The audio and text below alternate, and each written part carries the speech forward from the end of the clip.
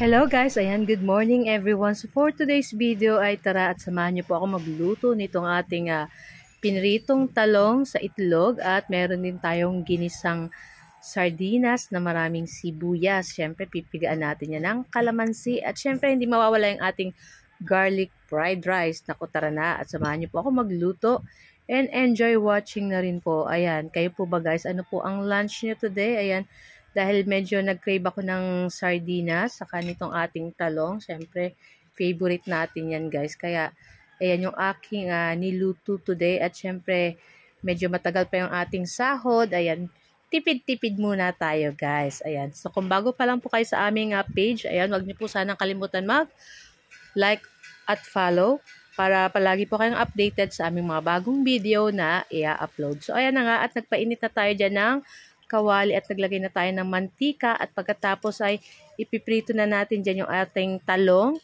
Ayan, pig-slice ko lang ng ganyan at nagbati ako ng isang pirasong itlog, ayan, na may konting asin. At naglagay pala ako dyan guys ng liquid seasoning para mas may lasa at masarap yung ating pritong talong dyan na may itlog na binati, ayan. So, pig coat ko lang yan guys ng ating itlog para medyo crispy, ayan, toasted ko yung itlog natin dyan para pag kinain mo may crunchy, ayan.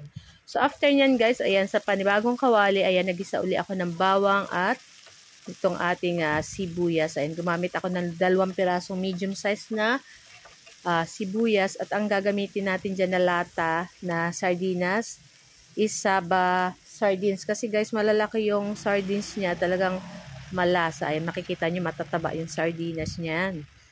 So, ayan na nga at nilagay na natin dyan at maglalagay na tayo guys ng asin. Ayan, para malasa yung ating sardinas. Ayan, konti lang naman na asin. Ayan.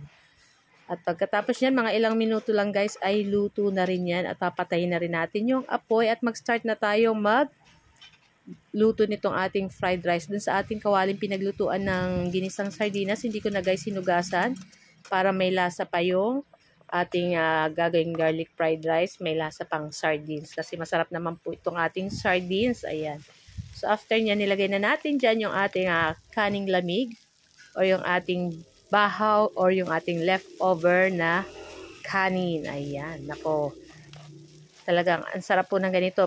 Pwede to pang breakfast. Ako kasi guys, solo lang naman po at nasa school yung aking mga anak, so pag solo po ako kahit ano na lang yung aking niluluto. Ayan.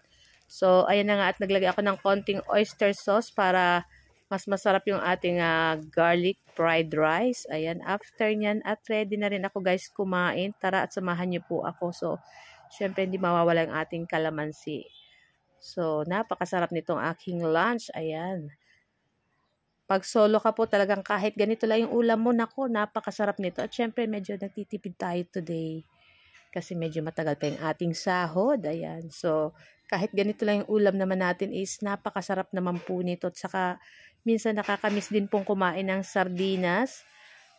Ayan, talagang pagbihira ka pong makakain ng sardinas, nako, parang ang sarap-sarap, parang talagang pati yung ating talong, ayan, hindi po ako nagsasawa sa talong. Kahit anong luto ng talong ay gusto po namin yan ng aking 3 sons. So guys, ito lang po ang aming video today at sana po ay nag-enjoy kayo. Huwag niyo po sanang kalimutan mag-like, comment at syempre pa-share na rin po ng ating video.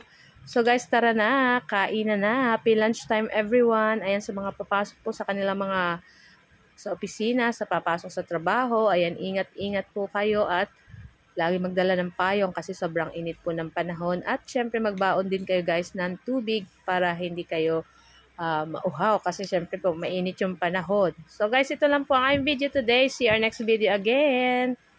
Ciao! Babu! No diet ulit today. Kumuha na rin po kayo guys ng inyong plato. Samahan niyo na po ako kasi solo lang po ako. And syempre yung aking dog is kumain at iba po yung kanyang ulam. Bawal po sa kanya ang sardinas. Ayan. Ang sarap talaga ng sardinas. Yummy! Parang mauubos ko guys yung niluto kong fried rice. Charot. Bye! Bye again!